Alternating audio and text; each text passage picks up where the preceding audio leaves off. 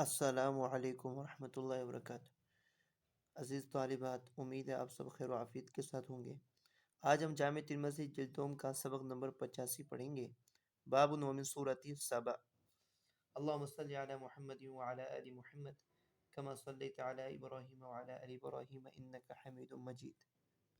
اللہم بارک علی محمد وعلی آل محمد کما بارکت علی ابراہیم وعلی آل ابراہیم انک حمید مجید۔ باب ومن سورۃ سبا۔ جی عن الحسن بن حكم النخعي قال حدثني أبو صبرة النخعي عن فروة بن مسيك المرادي قال أتيت النبي فقلت يا رسول ألا أقاتل من أدبر من قومي بمن أقبل منهم فأذن لي في قتالهم وأمرني فلما خرجت من عنده سأل عني ما فعل الغطيفي فأخبر أني قد سرت قال فأرسل في أثري فردني فأتيته وهو في نفر من أصحابي فقال ادع القوم فمن أسلم منهم فاقبل منه ولم يسلم فلا تعجل حتى أحدث إليك قال وأنزل في سبع ما أنزل فقال رجل يا رسول الله وما سبع أرض أو امرأة قال لا ليس بأرض ولا امرأة ولكنه رجل ولد 10 من العرب فتيامن منهم 6 وتشاءم منهم 4 فأما الذين تشاءموا فلخم وجذام وغسان وعاملة وأما الذين تيامنوا فالأزد والأشعرون وحمير وكند ومذحج وأنمار فقال رجل يا رسول الله وما أنمار قال الذين منهم خثعم وبجيلة۔ جی حضرت فروہ بن مسیک المرادی کہتے ہیں کہ میں حضرت صلی اللہ علیہ وسلم کی خدمت میں حاضر اور پوچھا کیا میں اپنی قوم کے اسلام قبول کرنے والے ساتھیوں کے ساتھ مل کر ان لوگوں سے جنگ نہ کروں جو اسلام سے منہ موڑے؟ آپ نے مجھے اس کی اجازت دے دی اور مجھے اپنی قوم کا امیر بنا دیا۔ پھر جب میں آپ صلی اللہ علیہ وسلم کے پاس سے نکلا تو آپ نے پوچھا کہ غطیفی نے کیا کیا، تو آپ کو بتایا گیا کہ وہ چلا گیا اور آپ صلی اللہ علیہ وسلم نے مجھے واپس بلا لیا۔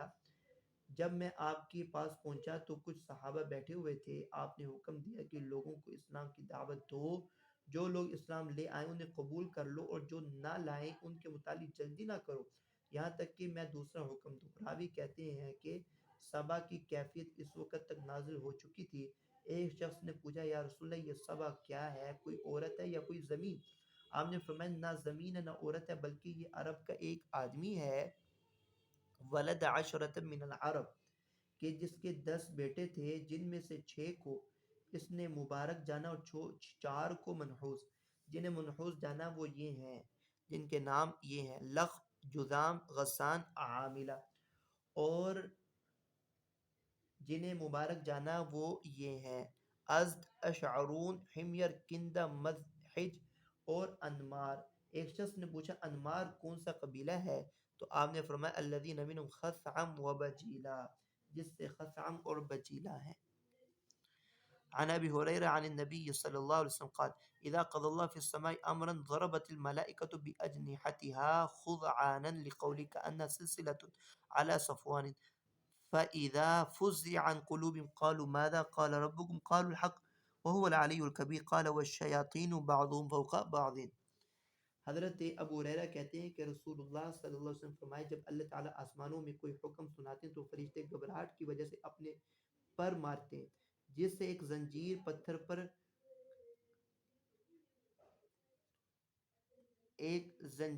کا پتھر پر کھڑکانے کی سی آواز پیدا ہو جاتی ہے۔ پھر جب ان کے دلوں سے گھبراہٹ دور ہو جاتی ہے تو ایک دوسرے سے پوچھتے ہیں تمہارے رب نے کیا حکم دیا؟ وہ کہتے ہیں کہ حق بات کا حکم فرمایا، سب سے بڑا اور عالی شان ہے وہ، سب سے بڑا وہ العلی الکبیر۔ آگے راوی کہتے ہیں کہ شیطان اوپر تلے جمع ہو جاتے ہیں تاکہ اللہ تعالیٰ کا حکم سن لے۔ والشیاطین بعضهم فوق بعض هذا حدیث حسن صحیح۔ عن ابن عباس قال بينما رسول الله جالس في نفر من أصحابه إذ رمي بالنجم فاستنار فقال رسول الله ما كنتم تقولون لمثل هذا في الجاهلية إذا رأيتموه قالوا كنا نقول يموت عظيم أو يولد عظيم فقال رسول الله فإنه لا يرمى لموت أحد ولا لحياة ولكن ربنا تبارك اسمه وتعالى إذا قضى أمرا سبح له حملة العرش ثم سبح أهل السماء الذين يلونه ثم الذين يلونهم حتى يبلغ التسبيح إلى هذه السماء ثم سأل أهل السماء السادسة أهل السماء السابعة ماذا قال ربكم قال فيخبرونه ثم يستخبر أهل كل سماء ثم حتى يبلغ الخير أهل السماء الدنيا وتختطف الشيطان شياطين السمع فيرمون فيقذفونه إلى أوليائه فما جاءوا به على وجه فهو حق ولكنهم يحرفونه ويزيدون. ابن عباس فرماتے ہیں کہ ایک مرتبہ رسول اللہ اپنے صحابہ کے ساتھ بیٹھے ہوئے تھے، اچانک ایک تارا ٹوٹا جس سے روشنی ہو گئی. آپ نے فرمایا کہ تم لوگ زمانہ جاہلیت میں اگر ایسا ہوتا تو کیا کیا کہتے تھے؟ عرض کیا گیا ہم کہتے تھے کہ یا تو کوئی آدمی مرے گا یا کوئی بڑا آدمی پیدا ہوگا. آپ نے فرمایا کہ یہ کسی کی موت و حیات کی وجہ سے نہیں ٹوٹتا بلکہ ہمارے رب اگر کوئی حکم دیتے ہیں تو حاملین عرش تسبیح کرتے ہیں، پھر اس آسمان والے فرشتے جو اس کے قریب ہیں، پھر جو اس کے قریب ہے، یہاں تک کہ تسبیح کا شور اس آسمان تک پہنچتا ہے جو چھٹے آسمان والے فرشتے ساتویں آسمان والے فرشتوں سے پوچھتے ہیں کہ تمہارے رب نے کیا فرمایا، یعنی اوپر سے نیچے تک آتے جاتے ہیں، وہ انہیں بتاتے ہیں اور پھر ہر نیچے والے اوپر والوں سے پوچھتے ہیں یہاں تک کہ وہ خبر دنیا کے آسمان والوں تک پہنچتی ہے، یعنی ساتویں آسمان تک پہنچ جاتی ہے اور شیاطین اچک کر یہ خبر سننا چاہتے ہیں، چنانچہ انہیں مارا جاتا ہے اور وہ اپنے دوستوں کو آ کر بتاتے ہیں، پھر وہ جو بات اسی طرح بتاتے ہیں وہ تو صحیح ہوتی ہے لیکن وہ تحریف بھی کر دیتے ہیں اور اس میں اضافہ بھی کر دیتے ہیں. هذا حدیث حسن صحیح. باب ومن سورة الملائکہ. جی سورۃ الملائکہ اس سے مراد سورۃ الفاتر ہے. جی عن رجل من كنانة عن أبي سعيد الخدري عن النبي أنه قال في هذه الآية ثم أورثنا الكتاب الذين اصطفينا من عبادنا فمنهم ظالم لنفسه ومنهم مقتصد ومنهم سابق بالخيرات بإذن الله قال هؤلاء كلهم بمنزلة واحدة وكلهم في الجنة. ابو سعید خدری اس آیت کی تفسیر میں فرماتے ہیں کہ یہ سب کے سب برابر ہیں اور سب کے سب جنتی ہیں.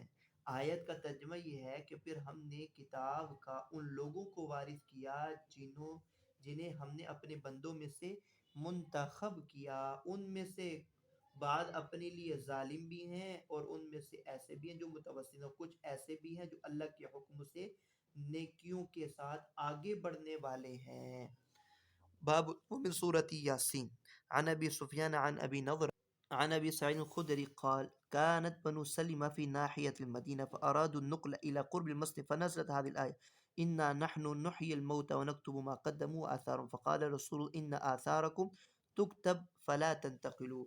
حضرت ابو سعید خدری فرماتے ہیں کہ قبیلہ بنو سلمہ وہ مدینہ کے کنارے آباد تھی، ان کی چاہت تھی کہ مسجد نبوی کے قریب منتقل ہو جائیں، چنانچہ یہ آیات نازل ہو گئیں کہ جس کا ترجمہ یہ ہے کہ یقیناً ہم مردوں کو زندہ کریں، نحیی الموتى ہم مردوں کو زندہ کریں گے، وَنَكْتُبُ مَا قَدَّمُوا وَآثَارُهُمْ ہم وہ اعمال بھی لکھتے ہیں جنہیں لوگ آگے بیچتے ہیں یا پیچھے چھوڑ جاتے ہیں. تو رسول اللہ صلی اللہ علیہ وسلم نے اس پر فرمایا کہ چنانچہ تمہارے اعمال لکھے جاتے ہیں اس لیے منتقل یہاں نہ ہو، تمہارے قدم چونکہ لکھے جاتے ہیں، یہ دور ہوگے مسجد آتے ہوئے جتنے قدم اٹھیں گے یہ بھی ایک عمل ہے، یہ بھی چونکہ لکھا جاتا ہے اس لیے مسجد کے قریب منتقل نہ ہو. جی عن ابي ذر قال دخلت المسجد حين غابت الشمس والنبي جالس فقال النبي يا ابا ذر اتدري اين تذهب هذه؟ قال قلت الله ورسوله اعلم. قال فاين تذهب فتستاذن في السجود فيؤذن لها وكأن قد قيل لها اطلعي من حيث جئت فتطلع من مغربها. قال ثم قرأ وذلك مستقر لها. قال وذلك في قراءة عبد الله. ابو ذر فرماتے ہیں کہ میں ایک مرتبہ غروب آفتاب کے وقت مسجد میں داخل ہوا، آپ صلی اللہ علیہ وسلم مسجد میں تشریف فرما تھے، تو فرمایا اے ابو ذر تو جانتا ہے کہ یہ آفتاب کہاں جاتا ہے؟ میں نے عرض کی اللہ اس کے رسول زیادہ جانتے ہیں. آپ نے فرمایا یہ جا کر سجدے کی اجازت مانگتا ہے جو اسے دے دی جاتی ہے اور گویا اس سے کہا جائے گا کہ جہاں سے آئے ہو وہیں سے طلوع ہو. فتطلع من مغربها، چنانچہ وہ ایک دن مغرب سے طلوع ہوگا. پھر یہ آیت پڑھی وذلك مستقر لها، یعنی وہ اس کے ٹھہرنے کی جگہ ہے. وقال ذلك في قراءة عبد الله، یہ عبداللہ کی قراءت ہے. هذا حدیث حسن صحیح. یہاں تک آج ہمارا سبق تھا. السلام علیکم ورحمۃ اللہ وبرکاتہ.